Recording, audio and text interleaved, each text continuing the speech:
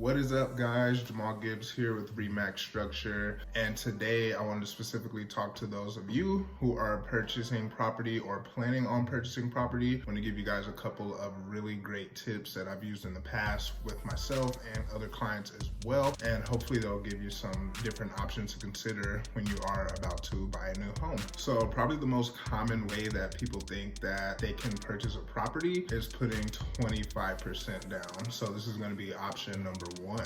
Now, it's a great option if you have a lot of money to put down, but if you live in a place like the Denver metro area where home prices are regularly selling around the upper 400s to lower 500s, you might not be as lucky to have 25% of that to put down. But if you are fortunate enough, you can take advantage of a lower interest rate, more manageable monthly payments, as well as no private mortgage insurance. Now, number two is one of my more preferred ways of purchasing a property if you can do it, and that is with short-term financing. If you do it right, it allows you to get into a property with little to no money down, but you're gonna need to buy something that needs a lot of work to it. You're gonna wanna look for something that needs a new kitchen, a new bathroom, new paint, new flooring, potentially a new roof or new plumbing if you can handle that type of thing, but ideally you're gonna wanna get something that's gonna need a total remodel.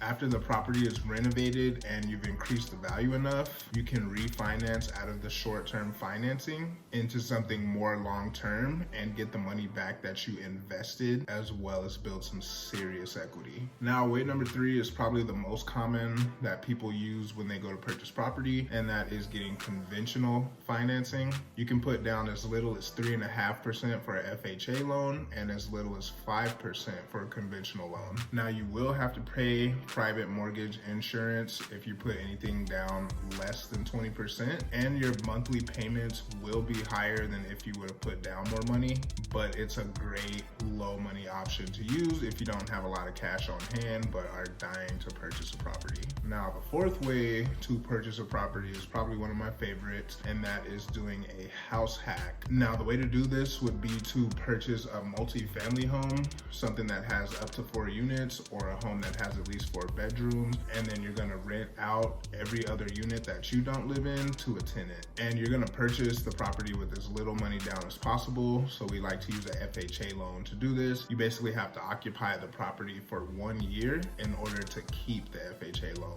And you don't have to stay stuck here forever. You are allowed to move out after a year, and at this point, you're most likely going to refinance into something more conventional. That way you can reuse that FHA loan.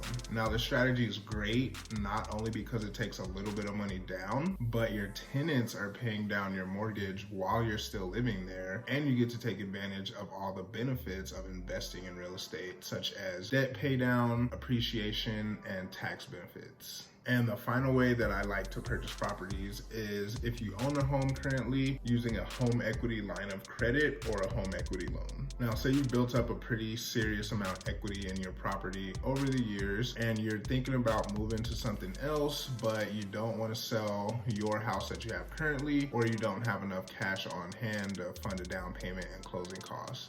One of the things you can do is access the equity in your property through a HELOC, or a home equity line of credit. And basically, a home equity line of credit is where the bank will give you a line of credit against the value of your current property in relation to the amount of money still owed. Now, the biggest difference with a HELOC and a home equity loan is that the HELOC, you basically withdraw the funds as needed and you only pay interest on the amount you've taken out. And with the home equity loan, all the money is dispersed upfront, and there's a set payment schedule that comes along with that. I prefer using a HELOC, but it really depends on your situation and your goals. And then another benefit of using this strategy is that you can rent out the house that you're leaving and use that money to help cover the payment of the loan or a line of credit. So I hope I gave you guys a couple of great tips if you're looking to purchase your next property. Give me a like or a thumbs up. Share this video to any of your friends or family members who are thinking about purchasing anytime soon. You can also follow me on Facebook and Instagram, and I have a lot more YouTube videos as well. Thanks again, guys. Hope you enjoyed, and I'll talk to you soon.